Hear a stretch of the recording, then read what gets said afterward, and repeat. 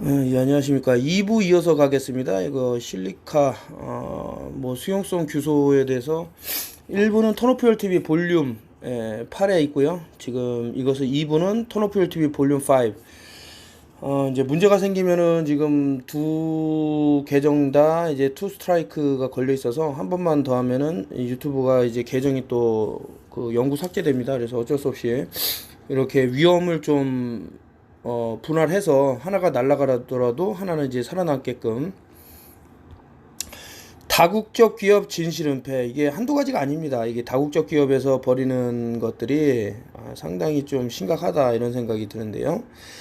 세계 각지 사람들이 벤토나이트를 먹고 있는 사실이 발견되는 가운데 일부 국가는 이 돌을 정력제, 치료 목적, 해독, 미네랄 보충제로 사용해 오고 있다.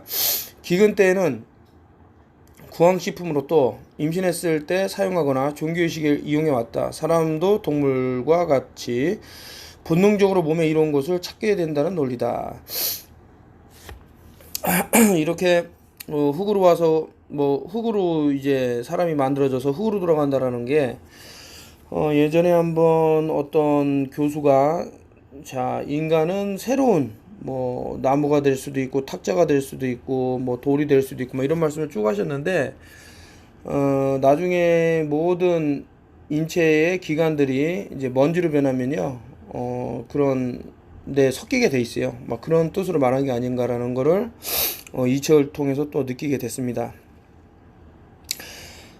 현대 과학은 벤토나이트를 다이어트나 체중 조절에 활용하기도 한다. 벤토나이트는 칼슘, 마그네슘, 게르마늄, 셀레늄 등 60여 가지의 각종 천연 미네랄 성분이 포함되어 있어 우리 피부의 독소, 불순물, 중금속 같은 내부의 오염물질을 흡수하여 배출하는 역할을 한다. 피부 미백에도 효과가 뛰어나다. 벤토나이트는 흡착력이 우수하고 미립자가 피부 깊숙이 침투해 노폐물과 피지, 중금속 유해균 등을 피부 밖으로 배출시키고 피부의 청결, 탄력, 영양 공급이 가능하기에 각종 미용산업에 활용되어 오고 있다. 1000가지의 효능을 가진 벤토나이트는 온갖 질병의 치료제로 사용될 뿐만 아니라 피부 미용, 머리 염색, 녹조 제거, 동물 사료, 농업, 원예, 양식장, 방사능 제거 등 다양한 용도로 사용되고 있다. 한국 제2대학교 K교수는 랍탕마을 사람들이 옹화라 불리는 하얀 돌가루를 오랜 기간 먹고도 특별한 이상이 발견되지 않은 것은 돌의 인체의 필수 미네랄은 풍부하고 독성이 없기 때문이라고 분석했다라고 했는데, 이 부분은 이제 앞서 볼륨 8에 요 실리카에 대한 내용을 정리해 놓은 데서 한 번 더 볼 수 있습니다.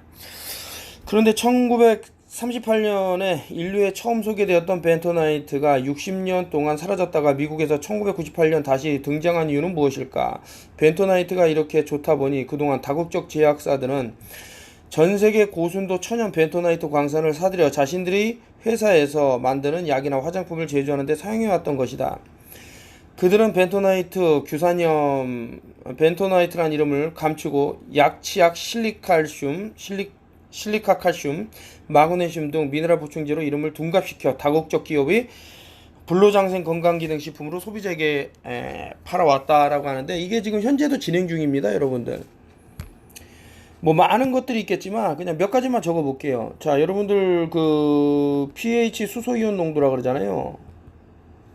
이런 거를 가장 많이 그러니까 알카리로 몸을 좀 갈 수 있게 7.4 pH 수소이온도를 만질 수 있는 게, 자, 베이킹 소다라는 거 있죠? 지금 현재 어디에 씁니까? 물론 이제 빵을 뭐 굽는 데도 쓰겠지만 대부분 뭐 세탁기, 뭐 세정, 뭐 화장실 청소, 이게 이제 이미지라는 거지. 이것은 상당히 뭐 불결하다, 불결한 곳에 사용된다라는 이미지를 심어 놓은 거예요. 그러나 이 베이킹 소다를 잘 이용을 하면요 우리 몸이 알카리로 가기 때문에 상당히 건강에 도움이 됩니다. 이거 베이킹 소다 요법이라고 치시면요 특히 이제 어디입니까, 이태리에 있는 박사가 요 베이킹 소다 요법을 소개를 했는데 엄청난 비난과 야유와 그 진짜 고치기 힘들다는 암을 베이킹 소다 이거 몇 푼 하지 않는 걸로 고친다고 하면서 비난을 받았어요. 그러나 좀 전에 설명드렸던 벤토나이트처럼 다국적 기업들이 상당한 머리를 써서 아무것도 아닌 것처럼 보이게 한단 말이죠.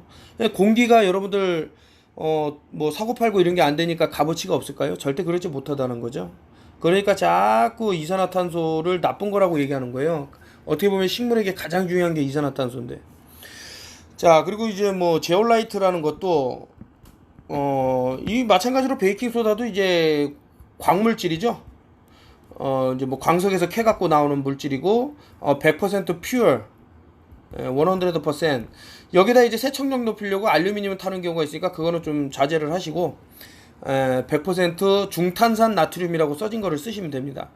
제올라이트는 어떠냐 이거죠. 이것도 이제 마찬가지로 광물질이고 이것도 좀 전에 벤도나이트라고 규산이라고 나온 내용에 볼 것 같으면 이제 어떤 흡착 중금속을 흡착해서 이제 몸 밖으로 빼주는 이런 게 있더라. 이런. 자, 규소는 암치료와 면역력 강화 물질이다 라고 이제 아예 그냥 책에서 나왔습니다. 왜 이러한 꼭 방사선을 쐬야만 되고 어떤 칼질을 해야만 되고 절대 그렇지 못하다라는 내용을 세포의 핵심은 미토콘드리아라고 하는데 제 카톡 아이디가 바뀌었어요. 거기에서도 이제 미토콘드리아 내용이 이제 나올 건데, 자, 세포 벽을 녹일 수 있는 것이 방사선도 있다. 이거 되게 중요한 얘기입니다. 전 세계가 코로나 바이러스 감염증 19로 혼란에 빠지면서 백신, 치료제의 개발을 서두르는 가운데 면역력 강화가 최선의 방어 체계라는 주장이 꾸준히 제공이 되고 왔다. 결국에는요, 여러분들, 이런 거예요. 암은 그 증상이에요, 증상. 예를 들어서 달리기를 100m 달리기를 하면 숨이 차잖아요. 그럼 숨이 찬 건 증상이죠. 달리면 누구나 숨이 찹니다. 빠르게 달리면. 근데 이걸 병이라 그러면 어떤 일이 벌어지냐? 숨을 잘 쉬게 한다고 뭐 벤틸레이터, 뭐 고압산소 주입을 한다던가, 목을 절개해 갖고 산소를 더 불어넣는다던가 이게 안 된다라는 거죠. 이게 정말 허황된 얘기가 아닌가라는 생각이 드는 건데. 기초과학연구 IBS에 따르면 코로나19는 면역력이 떨어진 노약자가 기저질환자에게서 치사율이 높다고 한다. 임시방편 치료제로 렘데시비르를 포함한 항바이러스제가 사용되기도 한다라고 말하고 있는데, 이 두 가지 약물에 대해서는 제가 상당히 부정적인 생각을 갖고 있기 때문에 뭐 원하시면 하시되 한번 알아보셔라. 미국, 프랑스 일부에서는 자가면역질환 치료제인 TNF 차단제 및 비스테로이드 계열 항염증제를 사용해보지만 명답은 나오지 않고 있다. 백신은 병에 걸리지 않은 사람에게 접종한 후 감염 여부를 확인해야 하므로 안전성, 유효성 검증에 많은 시간이 걸린다. 변종 바이러스가 또다시 창궐할 경우 인류는 심각한 상황에 부딪히게 된다라고 그러는데, 느닷없이 지금 이제 빠르게 무언가를 개발을 해서 사람들에게 많은 이렇게 주입을 하고 했는데 잘못된 방향이다. 근데 이게 의도적이었다 그러면 상당히 위험할 수 있는 면역체계. 우리 인체는 적의 공격을 견딜 수 있는 튼튼한 요새와 방어군이 필요하다. 피부가 외부 침입자를 막아주는 견고한 1차 방어벽이라면 손 씻기는 매우 중요한 방어활동이다. 적들이 성벽을 넘어 내부로 침입하는 첫 단계가 코, 구강, 허파인데 공기 통로의 벽은 점액을 생산하는 세포로 덮여 있다. 매우 효과적인 여과장치이다. 기관과 기관지의 상피세포는 일부 세포가 손상되어도 기점막을 비롯한 내부 조직을 보호하는데 효과적인 보호 울타리 역할을 수행하고 있다. 하지만 바이러스는 세포에 침투하여 자신의 생존을 위해 인체를 파괴한다. 저는 제가 처음에 이거 볼륨 8에 올린 1부에 같은 경우는 시작부터가 다르게 보는 거예요. 이 바이러스라는 것은 하나의 마케팅이 아닌가라는 저는 그렇게 나름대로 생각이 드는 것이, 왜 바이러스가 나쁠까요? 자, 바이러스가 살아있나요? 이 바이러스라는 것이 숨을 쉽니까? 자체적으로 본인이 움직일 수 있습니까? 그리고 막 자신의 생명체를 또 태어나게 할 수 있습니까? 번식 하나 할 수 있는 게 있나, 이 바이러스라는 게? 그런데 어떻게 병을 일으킬까? 이게 참 미스테리하죠. 그러나 이 실체를 알면 좀 다른 것에 접근할 수가 있어요.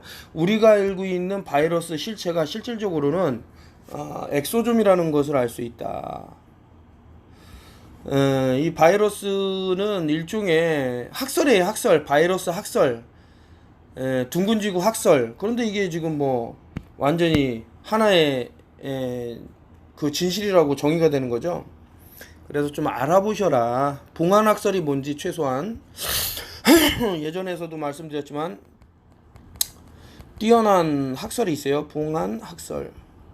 그리고 산알이라는 게 있어요. 생명의 알, 산알. 자, 첫 번째가 피가 있겠죠. 피가 도는. 두 번째가 림프액이 있겠죠. 자, 세 번째 길이 바로 이 산알이다. 근데 현대의학에서는 이 산알의 존재를 인정하지 않고 있습니다. 밝혀졌다 하더라도. 그래서 이게 참 문제다 이런 생각이 드는 거죠. 코로나19 바이러스 표면 곳곳에 뾰족뾰족하게 솟아있는 돌기, 단백질을 도구 삼아 인체세포의 침투에 들어간다. 이게 사실 일가냐가 중요한 건데, 이거 CGI 컴퓨터 그래픽, 마치 이제 둥근지구 사관이 들어있는 듯한 세포막이 돌기, 단백질을 막아 내면 세포의 바이러스에 감염되는 것을 차단할 수 있다. 또한 바이러스가 세포막을 뚫고 세포 내에 침입했을 때는 세포 자체의 사멸시키는 힘이 필요하다. 인체의 각 세포가 튼실해져야 바이러스에 대항하는 면역력이 높아진다는 결론이다. 어떻게 해야 세포가 외부 침입으로부터 강해질까?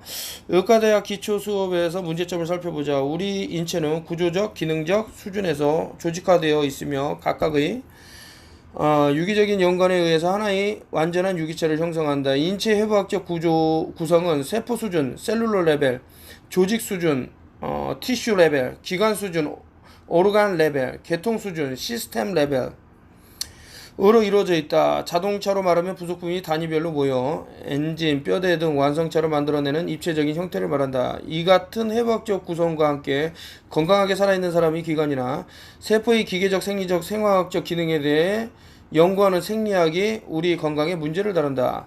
자동차 부품의 기능은 무엇이고 어떻게 작동하는지 연구하는 것과 같다.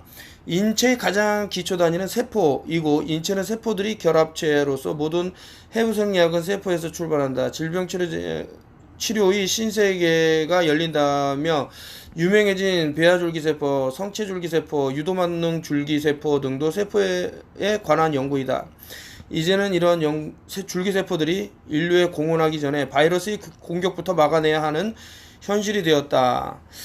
이제 바이러스라는 것이 마치 뭐 숨도 쉬고 자신이 본인이 의지적으로 움직일 수도 있고 뭐 전염시킬 수도 있고 뭐 이렇다고 현대의학이 얘기를 하는데 그 뭐 일례로 이런 얘기가 있죠. 뭐 감기 환자 한 명 있으면 다른 사람한테 옮긴다라고 했을 때 다른 식으로 보는 거죠. 이게 환경에 의해서 그럴 수가 있는 거죠. 예를 들 것 같으면 주변 환경에 어떤 방사선이라든가 뭐 이런 EMF라든가 이런 것들이 있을 때 어차피 그 주변에 있는 사람들은 전부 여기에 영향을 받게 되고 한 명이 때마침 이제 감기 걸린 사람이 있으면 마치 공기 전염을 통해서 근데 공기 전파가 단 한 번이라도 있을까라고 생각하면은 좀 글쎄요. 저는 전혀 아니다라고 이제 부정적으로 생각하는데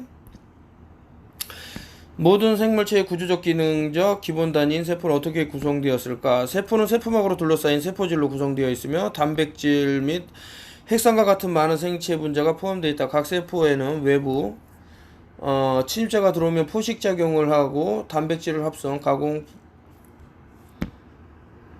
분비하고 쓰고 남은 것을 정리하는 착한 청소부도 있다. 이게 제가 말씀드린 아까 엑소좀이라는 거죠. 이중 세포의 화력발전소로 불리는 미토콘드리아라는 세포호흡을 담당하는 세포 소기관이 있는데 생명활동에 절대 필요한 에너지인 ATP를 생산한다. 미토콘드리아는 DNA를 복제, 분열하고 세포의 오작동으로 종양을 발생하지 않게 하는 등 첨단 기능을 수행한다. 라고 이제 말하게 되면 이 또 미토콘드리아에 대해서는 그래서 이제 뭐 많은 그 설명을 드렸는데 얘네들이 어떤 영향을 받겠죠. 근데 그 영향을 덜 받게 만드는 것들이 있습니다. 근데 어쨌든 너무 이제 분산되니까 여기에 이제 포커스를 맞춰갖고 뭐 코엔자임 Q10이라든가 뭐 마그네슘이라든가 뭐 기타 쭉 말한 것들이 있는데 그런 것들이 도움이 된다 이거죠. 제가 단톡방에 잠깐 들어가 볼까요? 예, 잠깐 이제 좀 전에 말씀드린 이제 코엔자임 Q10, 비타민 B군, 알파 리포산, 마그네슘, 붕산과 함께 먹으면 더 좋고요. 요오드, 아연, 셀레늄, 글루타치온, NAC, N아세틸 시스테인의 준말이고요. 비타민 C, 폴리페놀. 제일 중요한 건 이제 HGH 프로그램인데 휴먼 그로우 호르몬이라는 게 있습니다. 그 운동하고 단식에서 얻을 수 있는 거고요. 미토콘드리아 뭐 하여튼 뭐 솔루션인데 현재 글루타치온하고 메가단 케어 솔루션이 잘 먹히고 있다 이렇게 얘기를 한 적이 있습니다. 다시 단톡방에서 이쪽으로 돌아왔습니다. 제가 아까 전에 어디까지 읽었는지 청소부도 있고 이중세포 뭐해서 ATP 미토콘드리아 있고 신이 우리 몸에 넣어준 물질이 있다면 미토콘드리아라고 할 정도로 아직도 신비에 쌓여 있으며 기원에 대한 단서를 밝히지 못하고 있다. 제가 미토콘드리아라는 책을 읽고 사실 이 미토콘드리아가 산소를 피해서 인체에 들어왔다라는 기원이 가장 이제 뭐 주류를 이루고 있습니다. 우리 인체에 산소가 있다고 하지만서도 뭐 이렇게 외부에 있는 산소처럼 직접적으로 어떤 산화가 일어나고 그런 게 아니기 때문에요. 세포 내부에서 미토콘드리아가 왕이다 라고 했는데 자, 이 미토콘드리아 제가 그 톤오프열 TV 볼륨 5에서는 미토콘드리아와 이제 텔로미어라는 텔로머라제라는 뭐 효소가 있는데 이것이 짧아졌을 때는 생명이 단축된다 이런 말씀 많이 드렸기 때문에 아까 전에 또 미토콘드리아하고 또 이제 뗄 수 없는 그런 어떤 상관관계가 있겠죠. 주요 질환은 미토콘드리아 이상이다. 미토콘드리아에 질환이 생기면 손상된 부분에 따라 발육부진 근력 약화 및 근육 조절 상실, 시력 및 청력 손상, 발달장애 및 학습장애, 정신 박약, 심장, 간, 신장과 관련된 질환, 소화기관 질환, 심한 변비, 호흡기 질환, 당뇨병, 감염 가능성이 증가한다는 것이 의학계의 정설이다. 또 신경과 관련된 질환이나 간질, 갑상선 장애, 치매 등이 나타난다고 한다라고 하는데 이 뭐 복합적으로 전체적으로 어느 한 곳에서 일어나는 게 아니죠. 그러니까 우리 근육에 가장 많이 차지한 50조개가 차지하고 있는 것이 바로 이제 미토콘드리아인데 뭐 근육이 뭐 한 군데만 있습니까? 전체적으로 다 분포해 있기 때문에 이런 식으로 널리 많은 질환을 겪게 된다. 국내 연구진 세계 최초로 미토콘드리아 DNA 감소가 인슐린 저항성이 증대되어 당뇨병 발병의 주요 원인이 된다는 사실을 증명하여 J 바이올 캠에 보고한 바 있다라고 하는데 사실 그 미네랄 부족이에요. 미네랄 부족. 그러니까 다시 말해서 이 미토콘드리아라는 애도 미네랄이 부족하면은 데미지를 입는다라는 얘기겠죠. 한국과학기술원 정종경 교수 연구팀과 바이오벤처 업체 주 제넥셀 및 충남대 의대와 공동으로 실시한 연구에서 미토콘드리아의 변형 또는 파괴가 파킨슨병을 유발한다는 사실을 밝혀 네이처지에 게재했다. 아이고, 파킨슨병은 이제 뭐 미토콘드리아뿐만 아니라 여러 가지 이유로 해서 발생할 수 있습니다. 인제대학교 심혈관 대사질환센터 한진 교수는 주요 질환들의 근본적인 병인은 미토콘드리아 기능 이상이다라고 새로운 질병 치료 타겟으로 미토콘드리아가 기능 회복 치료 전략을 수립하라는 제안을 분자생물학 저널에 특별기고했다라고 하니까 그만큼 이제 미토콘드리아를 이제 우리가 보호할 필요가 있는데. 자, 우리 주변의 환경을 보자 이거죠. 여러분들 보시면 와이파이가 뭐 24시간 켜져 있는 데도 있고요. 그리고 뭐 스마트 TV라든가 뭐 CCTV라고 하면서 또 저기 와이어리스 전선 없이 이제 다 블루투스 이런 것들이 전부 어떤 방사선의 형태를 띠고 현재는 이제 5G지만 곧 6G가 또 되면은 여러 가지 이상한 일들이 벌어지지 않을까라고 이제 뭐 그래핀 옥사이드라는 것도 보면은 이제 장내 유익균의 소실, 근육에 있는 미토콘드리아의 파괴 이런 것들과 연결될 수 있는데 거기다 더해서 외부에서 어떤 레디오 프리퀀시가 왔을 때는 상당한 데미지가 있을지는 않을까. 암의 발생 원인 중 하나가 활성산소에 의한 유전자 손상이다. 미토콘드리아는 대량의 산소를 사용하여 에너지를 생산하기 때문에 평소에도 많은 활성산소를 발생하게 된다. 더구나 바이러스와 외적 요인의 침입을 당한 미토콘드리아는 활성산소를 더욱 증가시켜 유전자를 손상해 암을 전이시키는 악순환을 난다는데, 암은 저는 이제 뭐 좋은 뭐 증상이라고 생각을 하는 거예요. 안 그랬을 때는 이제 종양이 없으면 다 퍼져버리니까 몸에. 그런데 어쨌든 활성산소라는 것은 제가 아까 그 일부에서는 설명을 드렸지만, 여기서도 다시 한번 일부를 뭐 못 보실 분이 있을 수도 있으니까요. 자, 이제 하이드로겐이죠. 수소, 옥시전, 산소. 그래서 하이드로겐하고 옥시전 있는 거를 프리레디칼, 여기서 말하면 ROS, 활성산소종이라 그러는 거예요. 불안정하다 이거지. 그래서 이제 하이드로겐이 여기 하나 더 오게 되면 H2O가 된다는 말이죠. 그럼 물이 되잖아요, 물. 물을 이제 몸 밖으로 빼내면서 활성산소를 줄이겠다. 이것이 뭐 수소요법이죠. 수소수 요법. 그래서 수소수가 좋다 이런 말을 하는데, 자, 이제 이렇게 하지 않아도 여기서 말하는 거는 더 좋은 게 바로 실릭하고 상당히 몸을 건강하게 한다. 뭐 이런 미토콘드리아의 먹이는 규소다. 이 결론적으로는 우리가 뭐 흙에서 와서 흙으로 간다라는 게 이 규소를 참 보면은 느낄 수 있는 겁니다. 그리고 송가체가 이 규소로 또 이루어졌다는 얘기가 나올 겁니다. 자, 규소는 미토콘드리아를 활성화하여 활성산소가 과잉되는 것을 예방할 수 있다. 활성산소 막는 것 중에 하나가 이제 또 글루타치온하고 메가단 케어 솔루션 많이 말씀드리고 있습니다. 우리는 면역력을 기르기 위해 현미보리, 곡식, 미역, 다시마, 톳, 콩, 쇠뜨기가 이제 아무래도 규소가 풍부하죠. 바나나, 오이, 껍질, 푸른 고추, 감자 등을 건강식으로 섭취하는데, 이들 식품에는 규소가 풍부하다. 결국 규소 성분이 풍부한 식품을 섭취함으로써 건강한 신체를 만들 수 있게 된다. 대나무에 소금을 넣고 고열 800도씨 이상으로 가열하여 사용하는 죽염도 과학적으로 대나무 표피 부분이 칼륨과 규소를 녹여서 우리 인체에 활용한다고 나와 있습니다.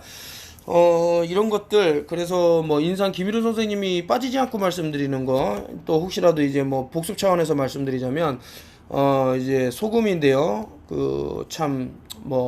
아주 여기서 나오는 이제 고급진 소금이에요. 그래서 인산, 소금. 그리고 이제 홍아씨를 또 빠뜨릴 수가 없죠. 저는 이제 홍아씨를 여러 가지로, 뭐 물로써도 먹긴 하지만서도 이제 가루로 된 거를, 뭐 각종 찌개라든가 이런 데 넣어서 홍아씨를 많이 섭취하려고 노력을 하고 있습니다. 소금, 홍아씨, 그리고 이제 뭐 명태라 그랬나요? 이런 것들, 요거를 이제 뭐 빠질 수 없는 3대 명약이다 이런 말씀을 인상 김일호 선생님이 하셨는데, 참 뜻깊은 말이다. 한때 전국에 쇠뜨기 다려먹기 열풍이 분 적이 있었다. 원자폭탄이 떨어져 폐허가 되었던 일본 히로시마에서 가장 먼저 새싹을 틔운 것이 쇠뜨기였다. 또 한간에는 어송초라는 것도 쇠뜨기 못지않게 많이 이렇게 퍼졌다라는 말도 있고요. 그리고 아침마다 잘 익은 바나나를 먹는 것은 건강에 유익하다며 온 국민이 관심을 두고 있다. 이 두 식품이 공통점은 규소가 풍부하다는 것이지만, 문제는 식품으로서의 규소 섭취는 그 양이 적고 체내 이용률이 낮아 약성이 발휘되지 못한다는 점이다. 그래서 이제 뭐 쇠뜨기도 좋고 뭐도 좋고 다 좋은데, 제가 아주 짧게 계속 자르다 보면요, 머리카락 하나를 막 수만 개씩 잘라놓은 그 정도 크기가 되면은 바로 뭐 막 뚫고 막 들어갈 수 있는 겁니다. 그래서 뇌문도 뚫고 들어갈 수 있고, 뭐 최근에는 뭐 PCR 테스트를 통해서 뭐 이렇게 통증을 호소하는 분도 있는데, 거기에도 어떤 또 하나의 솔루션이 되지 않을까, 뭐 치료에 그런 걸로 뭐 손상을 입었다고, 뇌 장벽, 블러드 브레인 베리어리 뭐 손상을 입었다 그러면 어떤 도움이 될 수 있지는 않을까라는 아주 확률적으로 높은 생각을 해봅니다. 의사이면서 면역의 대가로 꼽히는 1번 니가타 대학원 아부 교수는 몸을 따뜻하게 하고 심호흡을 하며 미토콘드리아에게 대사 경로를 부활시키면 암세포 분열은 1개월에서 3개월 정도에 멈출 것이다라며 2011년 고려대학교 보건과 대학 세미나에서 밝혔다, 이렇게 말을 하고 있는데, 사실 몸이 알카리로 가면 암은 뭐 존재할 수 없다라는 것은 뭐 나왔고, 아마 여기 그 사람에 대해서 나올 겁니다. 오토 워버그라고. 그는 암 발생의 원리는 저산소 저체온, 이거 지금 우리가 겪을 수도 있는 아주 불길한 내용 중에 하나인데, 자, 저산소라는 것은 아무래도 이제 마스크를 장시간 사용하게 되면 고탄산 혈증이 일어나기 때문에 저산소에 아마 이제 산소 포화도가 80%로 떨어지면요, 50%로 금방 가요. 되게 위험한 수준을 겪게 될 것 같고요. 자, 저체온증, 자체 아까 여기 이제 뭐 TK 세포라든가 이제 백혈구 얘기가 많이 나오죠. 백혈구의 기본 단위도 이 규소라는 건데 어쨌든 36.5도에서는 그 백혈구가 잘 살아 있지만 이 0.5도씩 그 다운이 될 때마다 이 백혈구 수치가 30%씩 감소합니다. 그래서 뭐 저체온증이라는데 35도 정도 되면은 백혈구가 아예 없어요.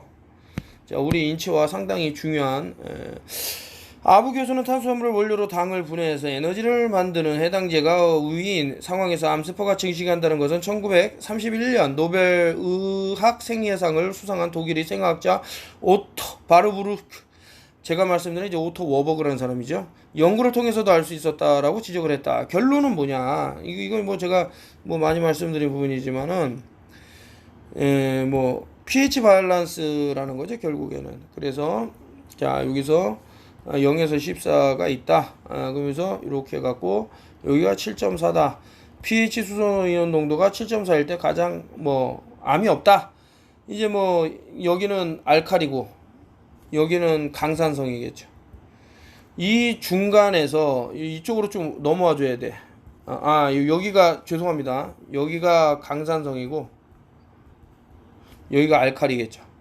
알칼리가 이제 7.4가 되면은 문제가 없다. 근데 이쪽으로 가면 어떻게 될까요? 이제 암이 온다라는 얘기죠. 왜냐? 알칼리가 아니기 때문에 문제가 될 소지가 있다. 이 얘기를 뭐 이렇게 하고 있습니다. 그는 미토콘드리아계가 활동하기 쉬운 생활로 바꾸는 것이 치료의 핵심이라고 주장하고 있다. 일본에서는 100여 명의 의사들이 아부교수 논리에 동조하면서 임상시험에서 미토콘드리아의 먹이, 규소를 먹이를 규소식품 먹기를 권유하고 있다. 그들은 도쿄에서 매년 모여 임상 결과를 발표하는데 병원에서 6개월의 여명 진단을 받은 환자가 3년, 4년에 사는 환자가 3년, 4년째 사는 사례가 많다. 뭐 이렇게. 저는 어떻게 그 사람들이 정확하게 사람의 그 생명을 딱 정할 수 있겠습니까? 거기에 너무 포커스를 맞추지 마시고요. 저 자유로운 삶, 편안한 삶을 누리십시오. 아부 교수의 최신암 치료의 요지는 다음과 같다. 규소식품을 잘 먹는다. 이게 규소가 계속 나오잖아요. 규소. 이 실리카가 계속 나온단 말이에요. 실리카. 그리고 미토콘드리아가 매우 좋아하는 태양광에 의한 일광욕이나 목욕을 하여 몸을 따뜻하게 한다. 제가 아까 전에 이 태양이라는 것하고 우리의 손과체 이게 서로 소통을 한다고 봅니다. 근데 그게 어떤 소통이냐면 태양 이게 좀 착각하는 부분이 이 멜라닌 맞죠? 그 밤에 생성되는 게 있지 않습니까? 이제 혹시라도 또 정확히 해야 되니까. 죄송합니다. 멜라토닌 얘기한다는 게 잘못 말씀을 드려서. 자, 멜라토닌이 여러분들이 이제 잠을 자게 되면 이제 그 멜라토닌이 나오죠. 그러면은 이제 어두워야 잘 나오는데 그렇다면은 밝은 게 좋은 게 아니냐? 그게 아닙니다. 이 어둠 속에서 여러분들의 생체를 계속 그 좋은 상태로 그 유지시켜주는 하나의 뭐 그 약이라고 생각해도 될 정도로 실제로 이제 멜라토닌을 판매를 해요. 자, 이렇게 멜라토닌이라는 것이 태양하고 태양을 외부에서 받아갖고 노출이 됐을 때 우리 손가체에 이것들이 쌓인다. 그리고 밤에 어두울 때 이것이 나와서 우리 몸을 힐링한다. 제가 이제 이분도 이제 의사죠. 제가 많이 또 그 설명을 이분도 이제 이름이 약간 이제 아까 오토 워버그하고 비슷한 이름이었는데 이분이 이제 그 인터뷰한 내용 중에 시골의 그 농부가 너무나도 형편없는 식사를 하는 거죠. 뭐 맨날 그 인스턴트도 먹고 막 콜라도 마시고 탄산음료요. 그리고 담배도 피고 막 그렇게 좀 몸을 해치는 수 있는 상당히 이제 당뇨병 환자에게 위험하다고 이렇게 얘기할 정도의 그런 좀 좋은 식단이 아닌 거를 함에도 아주 건강하단 말이죠. 봤더니 이 사람들이 하는 게 뭐냐, 태양 있는 아래서 열심히 일을 해요. 땀을 흘리고. 이것이 아까 전에 말씀드린 이제 멜라토닌도 말씀드렸지만 몸을 힐링을 시켜준다 이거죠. 자, 유산소 운동을 알맞게 하여 혈중 산소 농도를 높인다라고 했는데 이거는 아까 전에 HGH 휴먼 그로우 호르몬에서도 나온 거죠. 소식을 하고 움직여주고 그러면은 우리 몸에 있는 그 미토콘드리아도 더 활성화가 된다, 더 많이 늘어난다, 뭐 이런 내용입니다. 그래서 이제 뭐 우리 환경이 계속 어떤 EMF라든가 RF로 우리 그 몸이 미토콘드리아가 손상을 받더라도 꾸준히 좀 운동을, 그렇다고 이제 밖에 나가서 하기에는 너무나도 이제 그 공기 질이 하늘에서 뿌리는 무엇 때문에 안 좋아질 수 있으니까 잘 한번 생각을 해보시고요. 뭐 안에서 뭐 러닝머신을 탄다던가 산소가 나오는 마스크를 쓰고 한다던가 아니면 제나이어 이온기를 마스크 안에다 넣고 음이온이 나오는 걸 들이마시면서 뭐 걷는다던가 뭐 여러 가지 아이디어를 볼 수 있겠죠. 아부 교수는 1996년 백혈구의 자율신경 지배 메커니즘을 세계 최초로 밝혀냄으로써 스트레스와 질병 관계를 입증한 바 있다. 결론적으로 바이러스를 이길 힘도, 암을 극복할 수 있는 기전도 세포 내 미토콘드리아의 활성화에 있다는 사실을 알 수 있다라고 말을 했는데, 그 미토콘드리아가 줄어든다라는 것은 상당히 치명적일 수 있다. 이런 거죠. 왜냐하면 에너지가 생성이 될 수 없으니까요. 그렇기 때문에 뭐 이제 그 뭐 신소재라고 말하는 그리핀이 몸 안에 있을 때 좀 데미지를 받을 수 있습니다.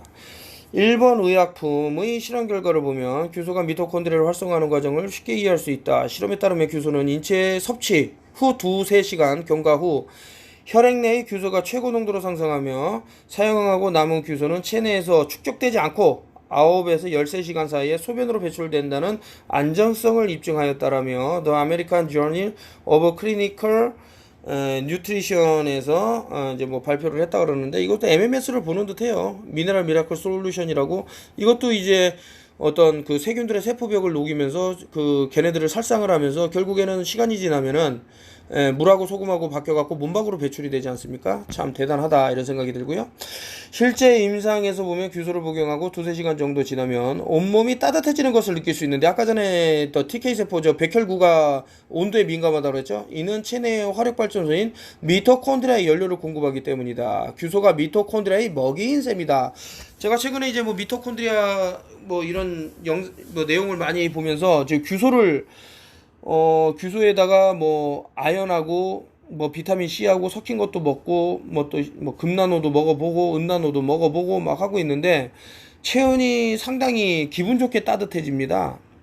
놀라죠. 제가 손을 이렇게 아무리 에어컨을 세게 트는데도 손하고 발에 후끈후끈 열기가 있어갖고 옆에 있는 사람한테 딱 대면 저는 엄청 시원하죠. 근데 상대편이 놀라더라고요. 왜 이렇게 뜨겁냐고. 규소와 관련해 1939년 성호르몬 연구로 노벨상을 받은 아돌프 부테난트는 규소는 현재에도 아주 먼 옛날에도 생명 발생에 결정적으로 관여하고 있고 생명 유지에 필수적이다라며 규소의 중요성을 강조했다.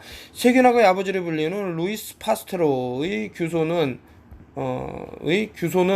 앞으로 치료 분야에 큰 역할을 할 것이라며 고견을 비추어 볼 때 인류의 바이러스와의 전쟁에서 규소의 효용성 연구가 시급한 상황이다. 제가 봤을 땐 바이러스와의 전쟁이 아니고 어떤 전자파와의 전쟁일 수도 있다. 그렇게 봅니다.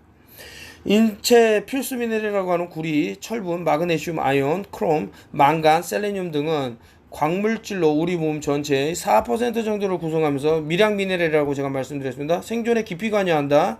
이 물질들은 뼈, 치아 구성, 혈액 속 산소 운반, 소화, 삼투압 조절 등 몸속 다양한 생리 조절과 면역세포의 활성화를 높이는 기능을 수행한다. 체내 미네랄 불균형은 만성 피로를 불러오고 스트레스 수치를 높이고 심장질환 발생 위험을 증가하는 등 삶의 질을 떨어지게 할 뿐 아니라 치명적인 질병에 노출될 위험도 증가시킨다라고 이제 말하고 있으니까요. 뭐 드리고 싶은 말씀이 많은데 뭐 이것도 위태로울 수가 있습니다. 이 유튜브가 한국의약품 300여 종, 30여 종 광물 사용 중. 현재도 한국에서 30여 종의 광물이 의약품과 유화제 부항제 흡수제로 사용되고 있는데 의약품 제조에는 스맥타이트 뭐 하여튼 뭐 이런 식으로 해서 뭐 사용되고 있다라고 나오고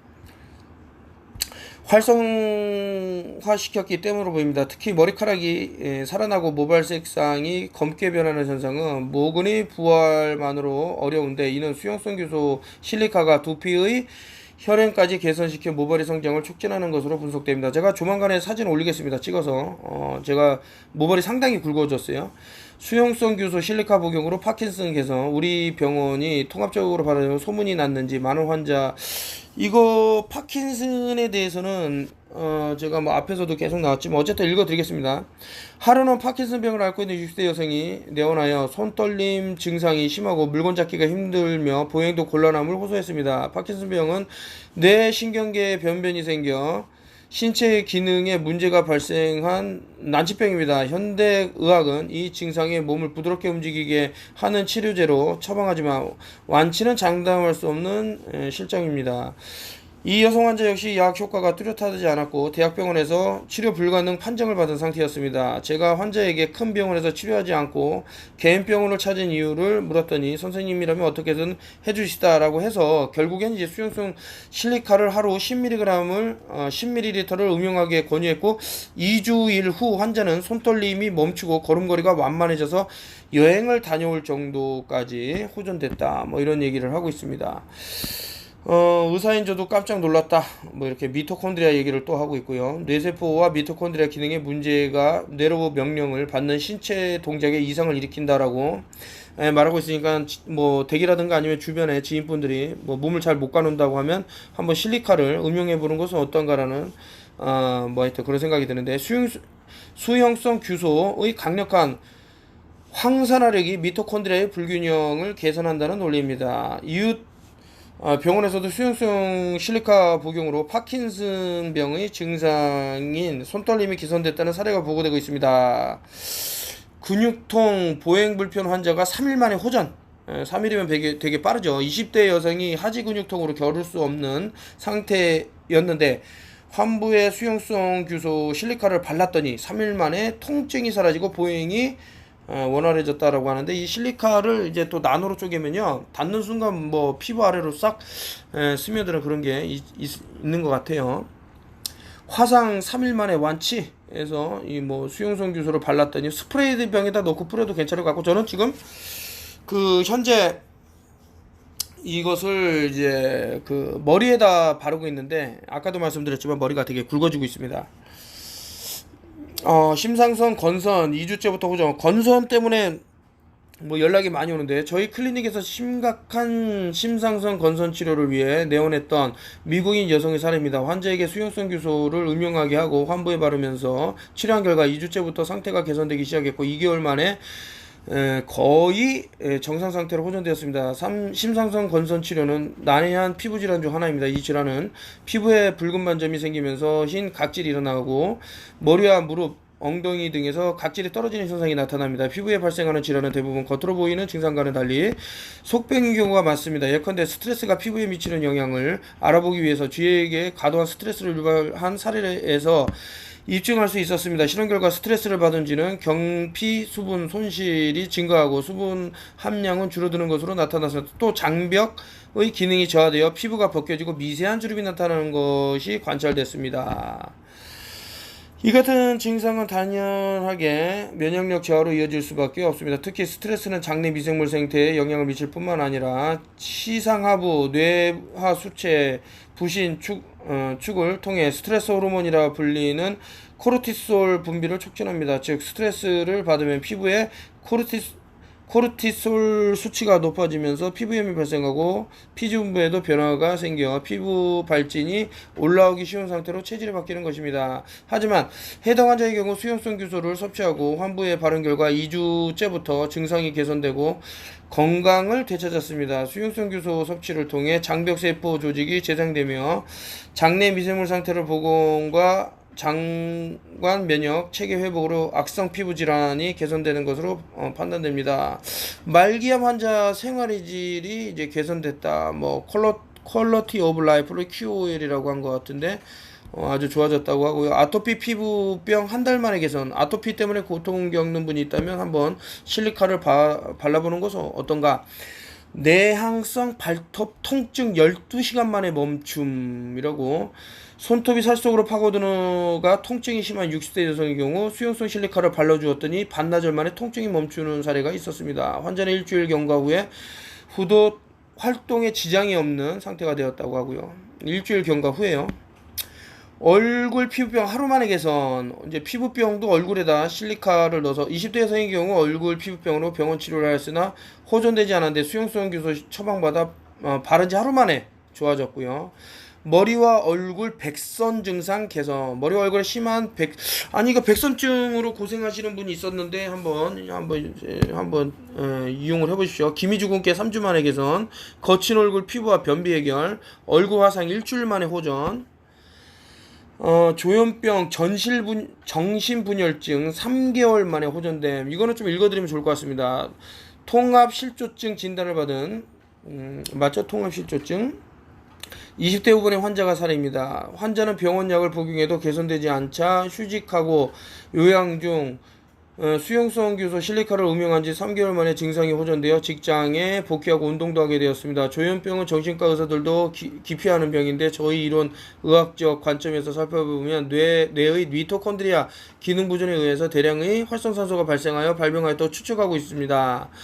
수용성 규소를 음용하며 뇌신경이 회복하면 조현병은 호전될 수 있다고 판단됩니다. 또 32년간 앓았던 우울증도 호전되고, 자 여러가지 도움이 되는데, 뭐 우울증 하면 저는 이제 도파무코나 도파민 생성에 대해서도 상당히 긍정적으로 생각을 하고 있습니다. 자 또 이제 뭐 실리카를 먹어서 또 내보내는 중증 욕창 4일 만에 혈류가 좋아지고 4주일 후 개선. 또 뇌경색 개선. 수용성 규소 실리카를 음용하고 9개월 후 검사 결과 카드뮴 수치가 급감했고 순위 수치도 감소했습니다. 환자의 산만함이 감소하고 침착해져 기분 전환이 가능하게 되었다. 상당히 정신적으로도 도움이 된다. 일본의 의료법인 히구치 치과의원 CEO 하구치 마사히로 수용성 규소 실리카 치의학 분야의 가능성 높아. 악성 구내염 하루 만에 회복. 규소가 치료에 사용되고 건강에 도움이 될 것이라는 생각을 하지 않았습니다. 원소기온 SI 규소가 떠오르지 않았던 것이 사실입니다. 그러나 수용성 규소의 개발자인 가네코 소장과의 대담 후 일본 규소 의료연구회에 참여하여 연구 발표나 체험담을 듣고서 규소를 이해하기 시작했습니다. 저는 치과의사이기 때문에 모든 구강 내 질환을 치료합니다. 연구회에서 얻은 정보로 수용성 규소 실리카를 구내염에 사용할 수 없을까 하고 구내염 환자에게 권유해 본 것이 시작이었습니다. 구내염은 주로 세균이나 바이러스, 곰팡이 등에 의한 감염이며 몸의 피로나 과도한 스트레스로 인해 면역력이 떨어졌을 경우에 주로 발생합니다. 구내염은 통상 2주 정도면 자연적으로 치유되지만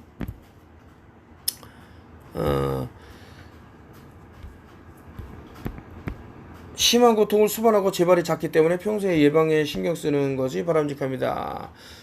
뭐 하여튼 뭐 10세 어린이, 10살 어린이 사례. 이 어린이는 중증 구내염으로 식사조차 불가능한 상태였습니다. 중증 구내염인 경우 통상 레이저로 환부를 태웁니다. 이렇게 하면 질환이 호전되는데 이 환자는 한 번에 회복이 되질 않았습니다. 아이들의 경우 구내염에 걸리면 어른보다도 더 큰 고통을 고생을 합니다.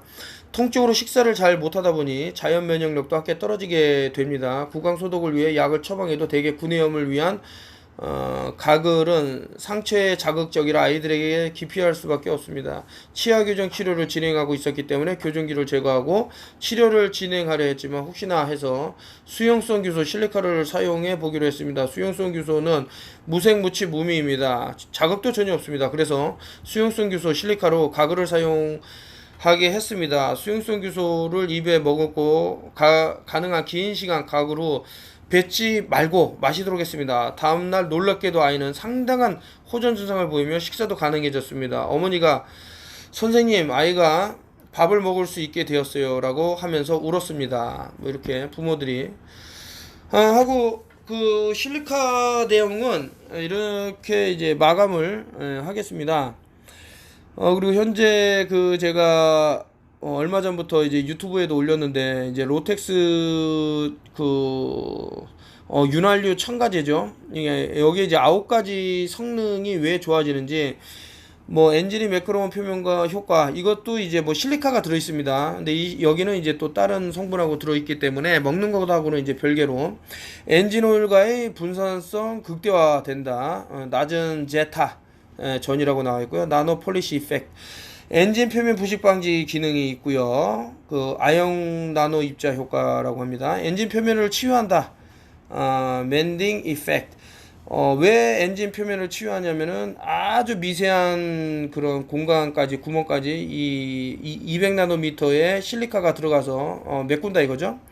엔진 표면 마찰 에너지 극소화 효과, 나노블 베어링, 윤활유 산화 방지 효과를 가진다. 아민 효과, 윤활 효과의 지속성, 서스 SUS 15배